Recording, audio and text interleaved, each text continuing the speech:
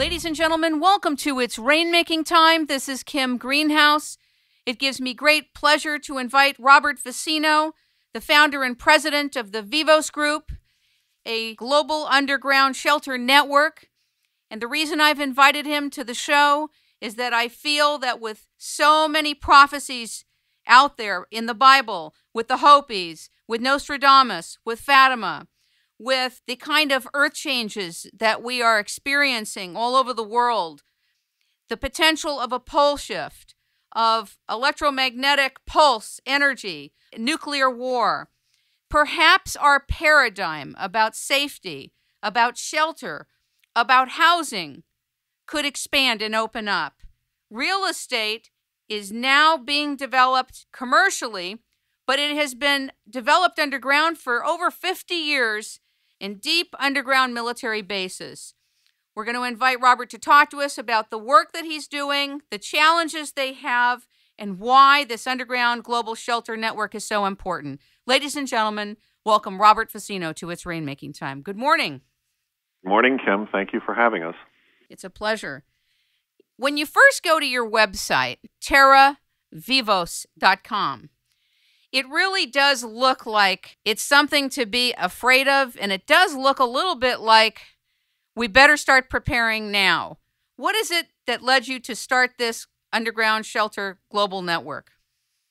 Well, let me respond to you, the first part of your comment there, of it looks like something to be afraid of. You know, we took a great deal of care with this website, not to fearmonger or to foster fear, but really just to present the facts that are already out there and to do it as graphically and as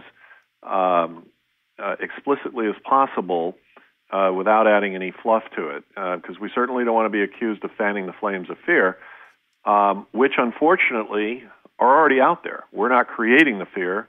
I don't know if the media is doing it or just the circumstances that we now face in the world, and or things as old as the Bible. But for whatever reason, people are very concerned right now.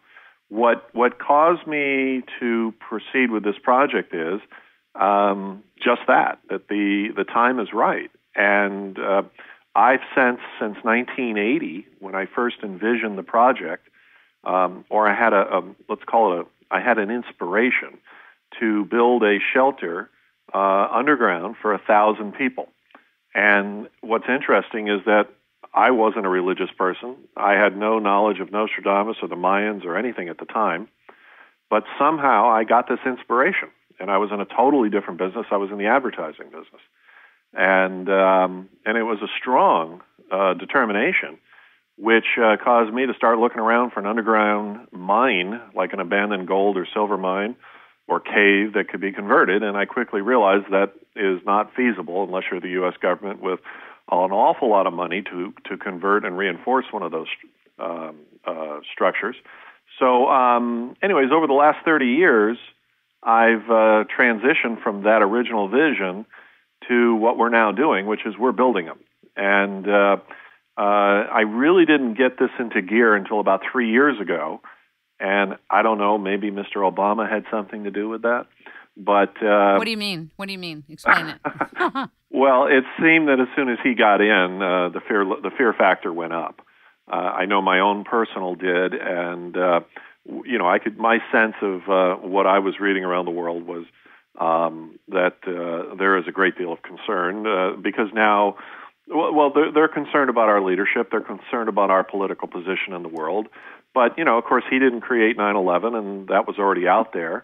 I kind of chuckle at people that think that what I'm doing is unnecessary and even crazy because the quote Cold War is over, and they think that that's it. That was the only reason that anybody would ever need to go to shelter, and that shelter should exist was because of the so-called Cold War.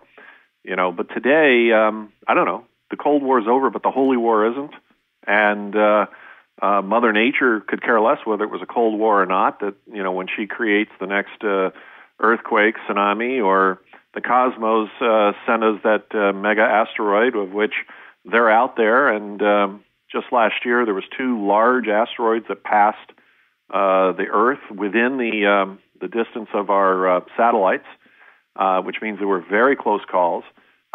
Any one of the 2, had they hit Washington or New York, would have devastated it, and would have been equivalent to a 25 or 50 kiloton nuclear device. And so the stuff's out there, and we don't even know where it's at. They didn't spot and see those 2 asteroids until 9 hours and 12 hours, respectively, before they passed. So, there's things that are way beyond our control, and really nobody knows when and if something's going to happen. And so what Vivos is all about is we're building for not 2012, or let me even back up, not 2010, 11, 12, or 2029 when the big asteroid is due to make a very close call on us. That's the one called Apophis, which is about 1,200 feet in diameter. It's an Earth killer. But we're building for whenever we need shelter. It's kind of like you buy a fire extinguisher and you have it in your home or your office, not because you expect the fire to start on Friday, but because, you just never know.